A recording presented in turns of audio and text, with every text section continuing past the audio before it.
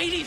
I don't know how to say this, but I'm not in a good spot right now. So many people didn't understand the ninja meme in my fried berry video. So now thousands of people think that I play League of Legends, and I can't think of a single thing worse than that. I've never even touched the game. I was just delusional to think that everybody knows about all these dumb Twitter memes. Oh my God. I just have to come to the realization that I'm one of the weird ones. I'm one of the weird ones that's terminally online. I mean, granted, now all the League players think I got a double kill bot lane. So, silver lining. So I'm gonna go easy on myself this week and review one of the worst sequels of all time.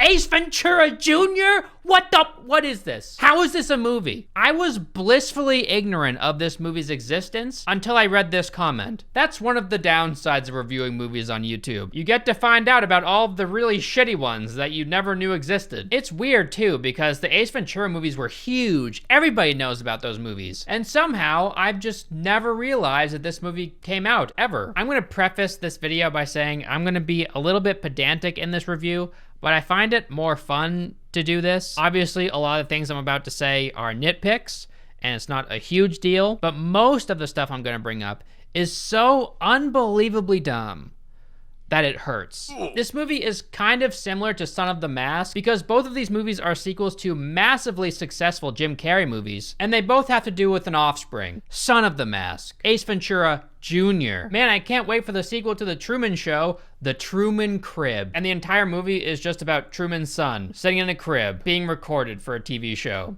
And that's it. So not unlike the Ace family, I guess, you know, using their kids for money. And that idiotic concept is still better than the Ace Ventura Jr. movie. I can't wait for Eternal Sunshine of the Child's Mind. That'll be fun. Just take everything cool about the original and dumb it down for children. Yay! That's a movie worth putting millions of dollars into. These studios just love trying to milk Jim Carrey's past successes with these new shitty movies. I reviewed Son of the Mask already. That was a travesty, one of the worst movies I've ever seen. This movie, also one of the worst movies I've ever seen. Granted, it's mostly for kids, but I think that's not a good excuse. I've said this in multiple videos. Just because a movie is for kids, I don't think it has like a pass to be a really shit movie. I've seen so many movies that are for kids that are great movies. While children's movies might be more simplistic in nature, it doesn't mean they have to be really stupid. And this movie is dumb in every single way. The best way to describe my feelings towards this movie is with this Nikocado Avocado tweet. I leaked fire noodle sauce poopy on the dentist chair. My ass stings and the room smells. I'm hiding in the bathroom. I'm mortified. Fire noodle sauce poopy. How is this a real human? The way you feel after listening to me read that tweet is the same way I felt after watching this movie. And it took me 2 days to watch this movie. 2 days. I had to watch it in parts. And it's only an hour and a half long. That's how bad it is. I had to like pin my eyeballs open. If I had to describe this movie in one word, it would be pain.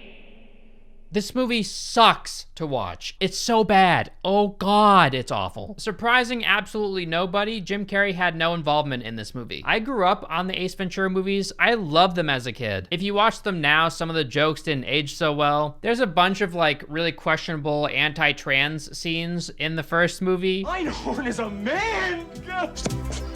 There's a part when everybody pukes when they find out that this woman was once a man. The scene goes on for a long time, but for the most part, they let Jim Carrey's hilarious mannerisms shine. Jim Carrey carried these movies. Jim Carrey carried.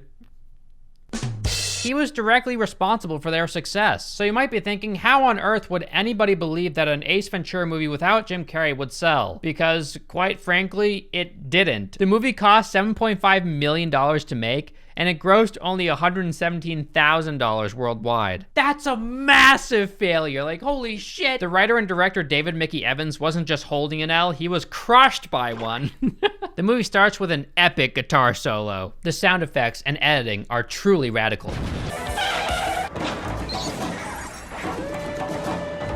This movie has so many like early 2000 movie tropes in it. There's so much like goofy ass editing and really cheesy sound effects.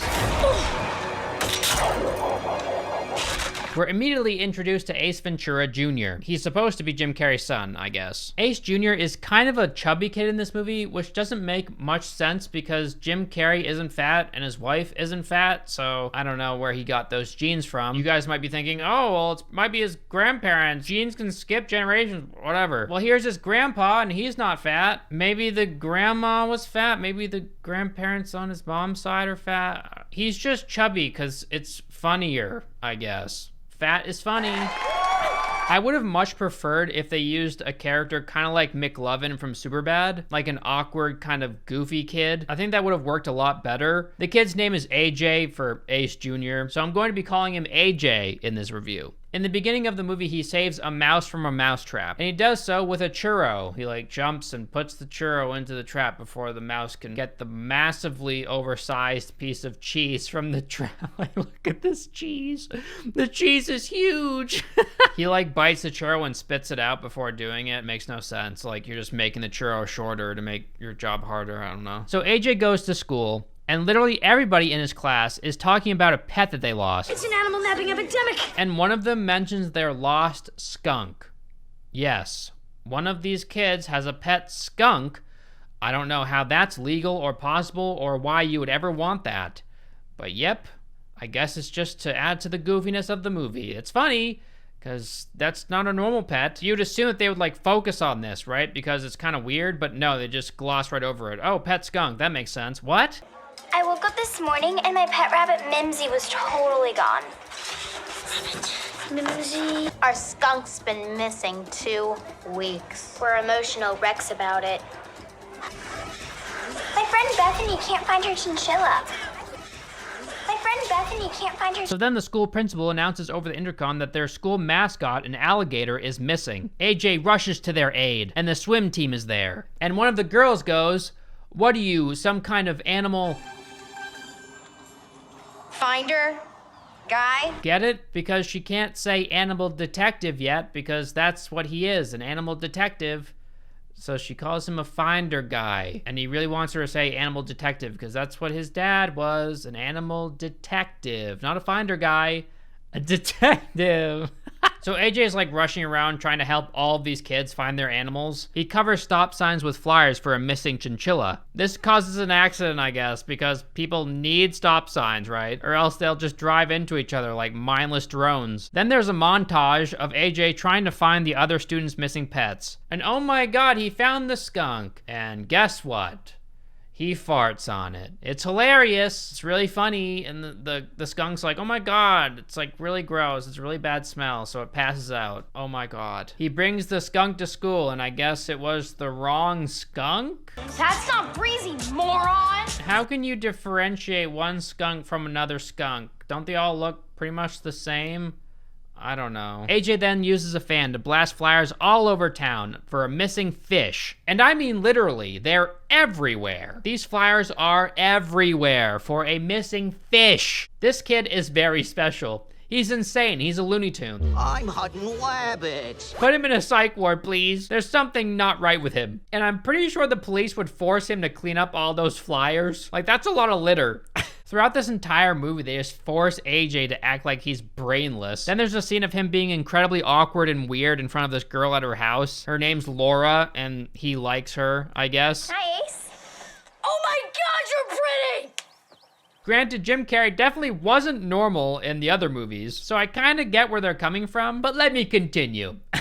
You'll see, it's not exactly the same. His mom wants him to fit in with the other kids, so she has him try to do other things. So he attempts to sing at a school audition, but instead of singing, he just kind of like yells. It's not funny at all. He's not even trying to sing. He's just like screaming. And then he attends a spelling bee. The girl before him had to spell pretty, but when he steps up to a mic, they ask him to spell a word that I can't even pronounce. Your word is anti-disestablishmentarianism. At that point, the gag isn't funny because it's so ridiculous that it would never happen. It wouldn't happen, you know? It's not that he's too stupid. It's that the people running the spelling bee are being outrageous. He then tries to join the swim team. He walks onto the diving board and smells his armpits because I guess he smells bad, because all fat people smell bad. He's on one of those like super high diving boards that only professionals use, and he clearly doesn't know how to dive at all, so I'm not sure why he's even doing this. Then at dinner, AJ eats out of a dog bowl. Like a dog, because he loves animals. He wants to be just like them. On all levels except physical, I am a wolf. You are not sticking your head out of a car window, and you're gonna use the toilet for something other than drinking. Jesus Christ! Did this lady let the dog raise her child? Why is he doing this stuff? Later, we find out. And it's dumber than you can possibly imagine. Don't you know what you are? I'm a kid, right? You're a pet. He's more like a pet to me. Jim Carrey's weirdness in the original movies was like a quirk that he had, and his ridiculous stunts would serve a purpose in discovering clues of an animal's whereabouts. In this movie, the kid is just like a little deranged lunatic. The next morning, while AJ is brushing his teeth, his hair just like magically styles itself to look like Jim Carrey's hair. He looks down and his dog has the same hair. Guess what, everybody? This movie was written by 3 people. 3 grown adults wrote this movie. Just keep that in mind as we continue. So the National Bureau of Fish and Wildlife lead a SWAT team into AJ's home. They kick down his front door and his back door and rush in with assault rifles as if they're looking for Bin Laden. The mom works at a zoo, and at this zoo there's a very popular panda named Ting Tang, and it was stolen. And these people suspect the mom of stealing this panda. Even if they had irrefutable evidence that she stole this panda, I don't think they would need to bust her doors down and run in with assault rifles like this is a drug bust or something. And of course, they have like no evidence to back anything up. They suspect that AJ's mom stole the panda. One, because she's poor and they think that she'll like sell it on the black market. How will she get money for this panda? By killing it and skinning it and selling its parts? What is she gonna do with it? How could she sell it? And 2, they found her footprints at the crime scene when she works there. Oh, and they also find a poster of the panda in their home with like a bunch of drawings on it. Yeah, that's enough to lock her up. Oh, it is. Yeah, they actually do lock her up. That's all they need. Okay. How the hell did they get a warrant to raid her house if that's all the evidence that they have? It's so stupid. They also find a tranq gun in her home. Like, oh no, she works at a zoo with really huge animals and everybody has a tranq gun that works there. It's like raiding a cop's home and finding a gun. Oh no. So then the psychopath, little AJ, starts snarling and growling at them like an animal.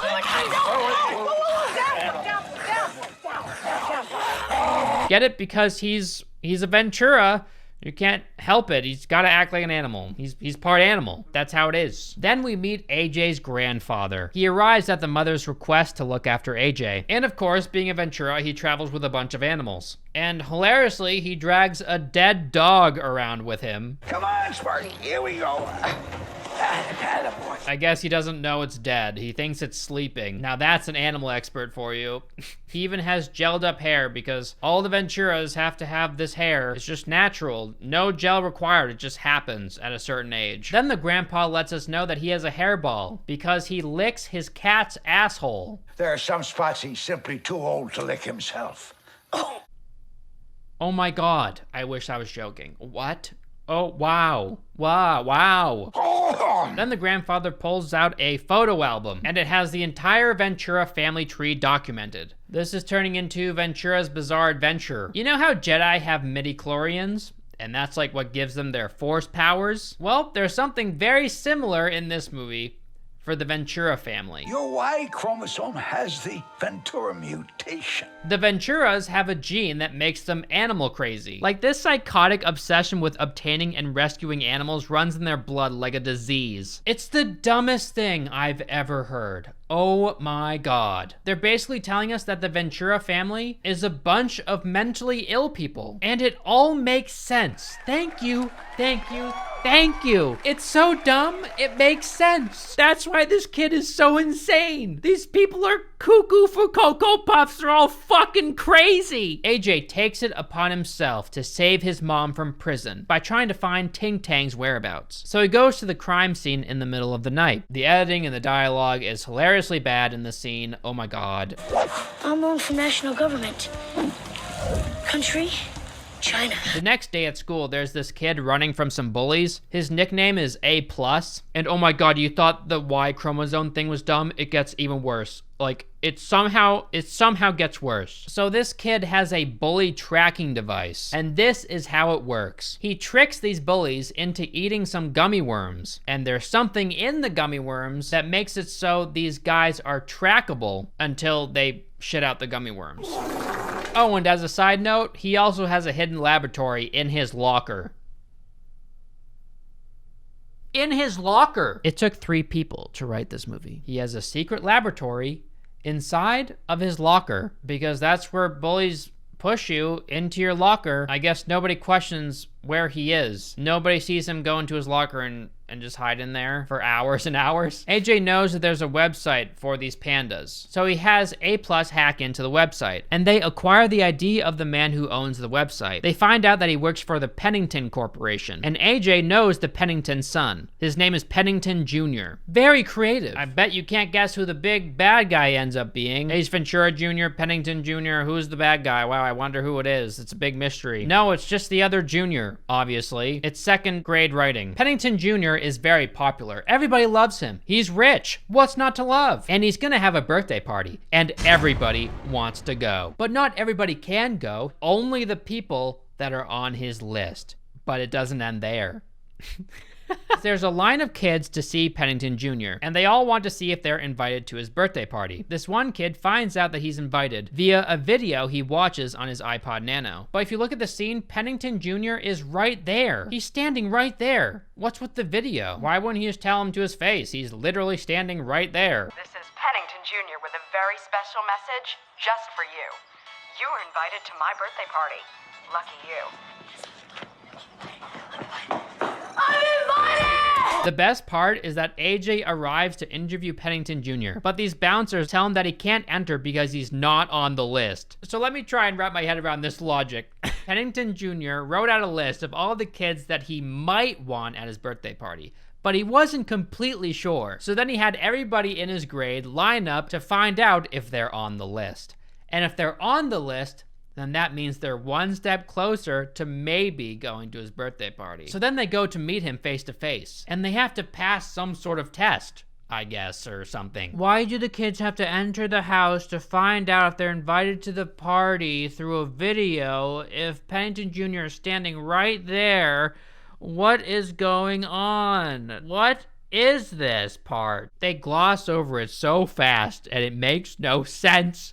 It makes no sense. Why wouldn't you just write out a list of the people you want to come and that's it? I guess this kid is so picky of who comes to his birthday party that he has to meet the kids that he put on his list of people who he wants to come to his birthday party to meet him face to face so he can then decide if he really wants them to come or not. And then he like gives them a video on their device that they're not allowed to bring in. Electronic device. Here. Maybe this rich kid was just like giving out a bunch of free iPod Nanos to all the kids he wanted to actually go to his birthday party. God, I'm so excited. I finally get to go to the house of the richest kid in the school. Hello. Whoa, okay. Hold it right there, buddy. What's the name? Nicholas Cage Jr.? Okay, you can go in. Alright, here I go. No electronics. Empty your pockets. I can't bring in a device, but I will you. No electronics. How come in the movie the kid had a device when he left? Is he just giving devices to everybody? Whatever. Head on inside. The prince is waiting. Oh my gosh, here he is. Hi, it's me, Nick. I don't know if you know me from school, Nicholas Cage Jr. I was on the list. Are you gonna say anything?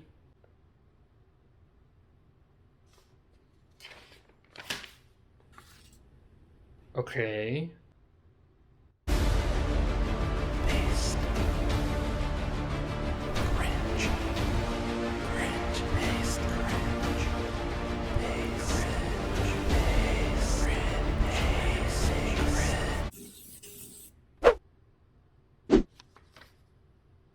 Check your device. Congratulations, Nicolas Cage Jr. You are invited to my party. You should feel so I'm awesome right now invited! because Yes! I'm the best person on earth and I have so much money. Congrats! Yes! I could have easily told you this in person, but it's much cooler if it's coming through your device. See you at my based party. What if you found out that you were on the list and then you go inside only to find out that you aren't invited to his birthday party? That would suck. So AJ isn't on the list, but Pennington Jr. allows him to come in anyway. You just made the list! And they have a conversation as AJ takes photos of him like a spastic. AJ convinces Pennington Jr. that he works for the press, even though they're the exact same age and there's no way he could possibly work for the press. We Penningtons pride ourselves on our good relations with the press, but the invitations have already been recorded. There's really nothing I can do. Later. Yeah. What? Pennington Jr. tells AJ that the guy who owns the panda site was fired by his father, and he's now the chief of non-telegenic species research at the Dinosaur Fossil Foundation. Does he still work for your father? Oh, no, we fired him just a few weeks ago. I believe he's now the chief of non-telegenic species research at the Dinosaur Fossils Foundation. That's incredibly specific. How the hell would the son of the guy who fired this guy know all this information? The swim team is mad at AJ for slacking on his investigation to find the school's mascot, Mr. Chompers the alligator. So they throw him in a pool. Wow, what a bunch of bitches. They really want this alligator back, I guess. AJ gets Laura, the girl that he likes, to help him locate this guy at the Dinosaur Fossil Museum. And there's a $100 million T-Rex skeleton on exhibit. You are all in for a very special treat. The rarest, most complete Tyrannosaur skeleton in existence. It has an estimated value of $100 million. But it's not protected at all for some reason. People can just walk right up to it and touch it if they want. If something was worth that amount of money, it would never be open to the public to just walk up to.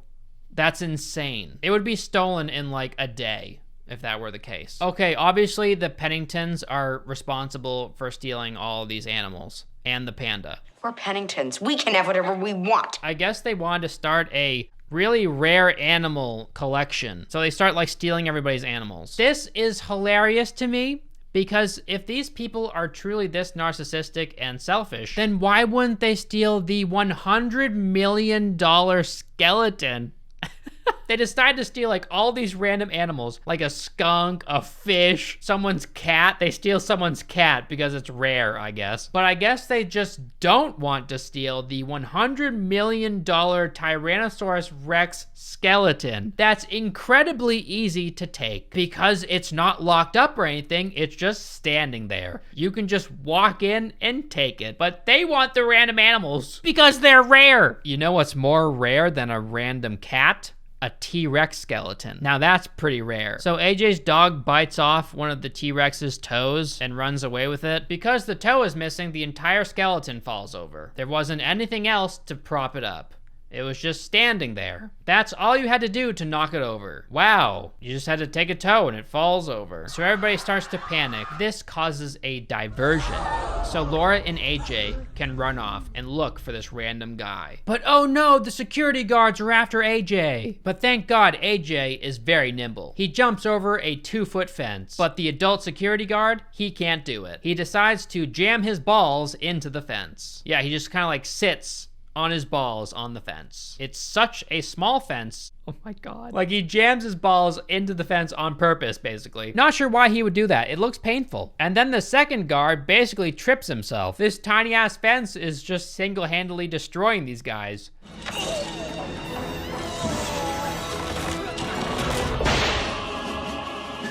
It's not like AJ did anything creative to stop their pursuit. Nope, it's just the fence. The fence is too high.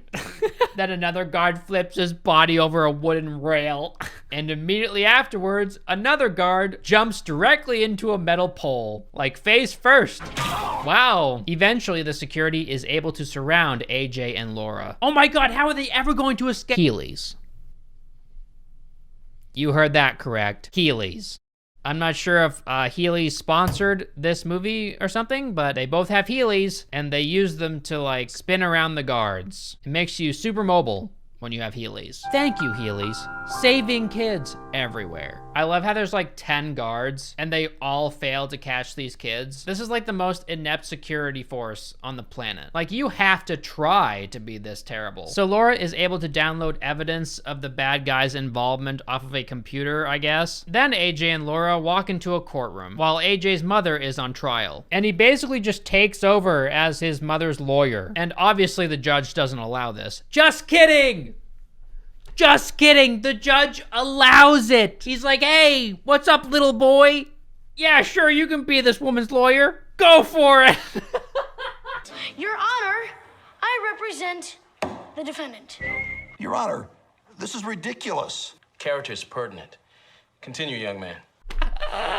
Surprise, surprise, AJ fails to make a good case for his mother, so she goes to prison. While she's on the bus that sends people to jail, she gives AJ a necklace with a key on it through the window. I guess this is Jim Carrey's key that he wanted his kid to have when he was the right age. This scene is kind of funny because there's a security guard standing right there, and he literally watches this woman hand off something to her son through the window, and he allows this to happen. And don't they take all of your personal possessions before sending you to jail? They allowed her to keep a key when they send her to prison? Maybe she had it hidden up her ass. AJ uses the key on a chest, and inside there's kid-sized Ace Ventura clothes from the Jim Carrey movie. I guess Jim Carrey just knew exactly what size his son would be when he opened the chest. Now that is foresight. Remember the swim team bitches? Yeah, well, they're about to throw AJ into the pool again. Is there a veterinarian in the house?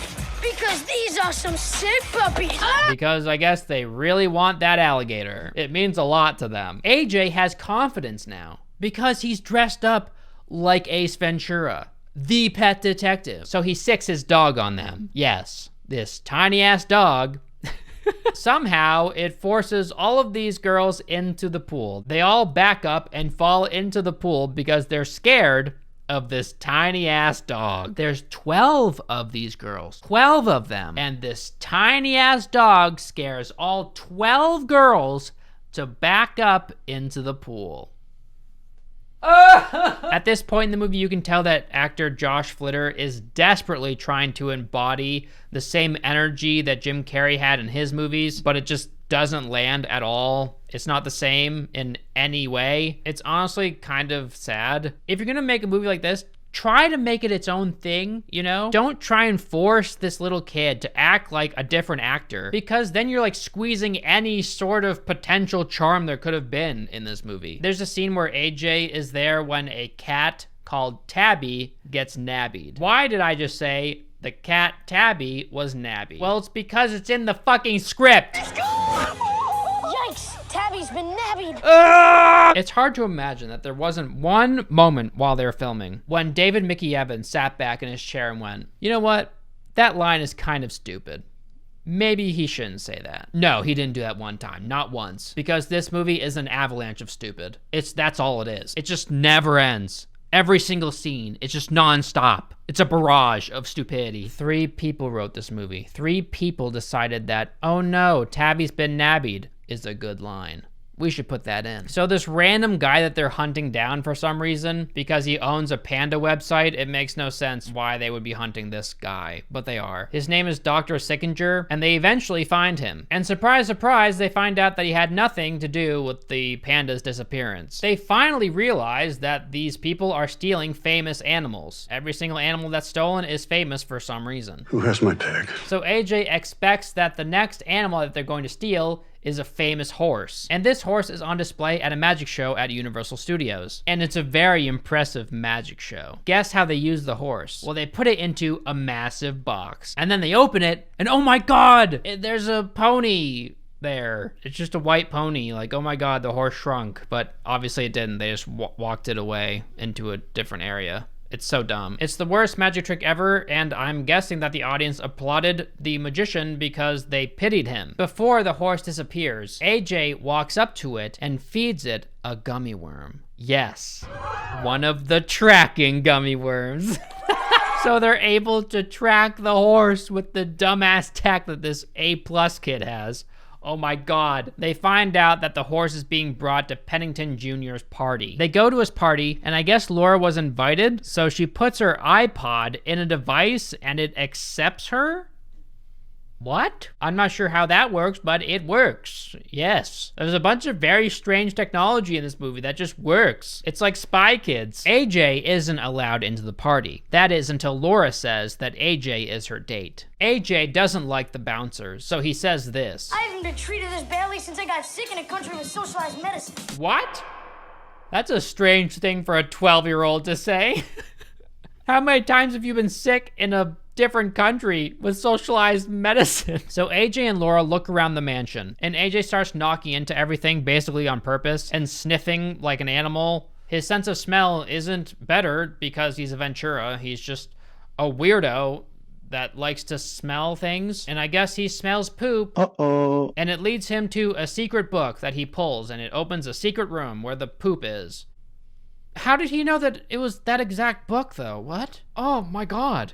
He just like knows things. He then finds shoes with animal shit on them. And I guess he knows it's like panda shit because he knows what panda shit smells like. It's a Ventura trait to naturally know what every animal's specific shit smells like. So they eventually get caught by the security and they just let them go. I'm not joking. They don't mean to. The kids just pull away and run. This part is hilarious because they literally say, why'd you let them go? They're so small. They're small. So AJ goes out back behind the mansion and finds a little barn with all the missing animals inside of it. Like, yeah, let's check the house, not the fucking barn. If this house had a barn, wouldn't you check the barn first? Yeah, so they find all the animals. Yay. This family just loves collecting animals. Come to me, my jungle friends! And oh my God, they found Ting Tang, the panda, yay. And it's the weirdest, creepiest, fakest looking panda I've ever seen. I think they probably would have been better off just using really bad CGI. But this panda, it doesn't look like a panda. This thing, I don't know what it is, but it's not a panda. So yeah, these billionaires just love stealing random famous animals. I don't know why they don't just try and buy them. If you're a billionaire, you have plenty of money to just buy them, right? Granted, some things aren't for sale, so whatever. But that's not all. Pennington Jr. had a bunch of other pets stolen in a secret room in the house. Wait, what? If AJ has this like super animal nose that can smell shit through walls, why wouldn't he be able to smell all the animals in this room?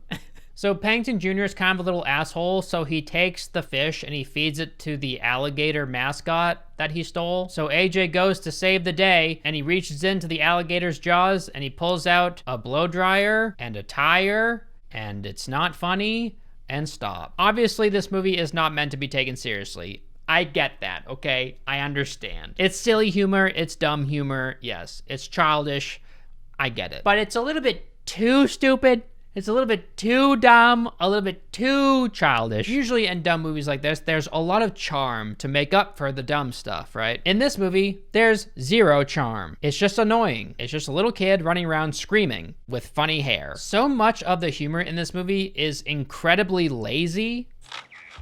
I get that a lot of people would claim that this movie is just for kids, so I shouldn't be watching it in the first place. But that's strange, seeing how this movie would be directed towards people that like the original Ace Ventura movies. Alrighty then. And this movie came out 15 years after the first two. So if anything, the people who liked the first two would be 15 years older now. So if you're gonna make a movie like this, you should have two audiences in mind: children and the people who liked the original movies. But it seems like they only wanted the children to watch this movie, because clearly by the scores online, Adults don't like this. And I wouldn't be surprised if most kids don't like it either. And I still don't think making a movie for kids is an excuse to make a shitty movie. The Y chromosome has the Ventura mutation. So yeah, guys, that was Ace Ventura: Pet Detective Jr. I hope you liked this video. If you have any other movie recommendations for me, please put them in the comment section down below. And guess what, guys? New hats, new shirts, a bunch of new stuff over at alienclothing.com. We got bucket hats, baby. We got a bunch of really awesome stuff I think you might like. So go over to alienclothing.com if you're interested. Buying anything over there helps support me and all the people working for Alien. So I really appreciate that. And thank you so much to all my patrons out there. You guys make videos like this possible. And I'll see you in the next one. Goodbye.